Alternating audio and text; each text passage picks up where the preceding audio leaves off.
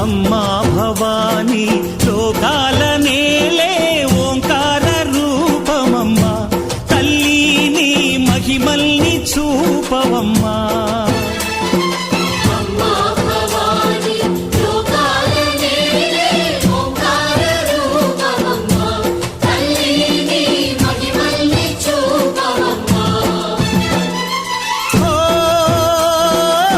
సృష్టికే దీపమా, శక్తికే మూలమా, సింహరథమే నీదమ్మా. అమ్మ దుర్గమ్మ భక్తులను దీవించుమా.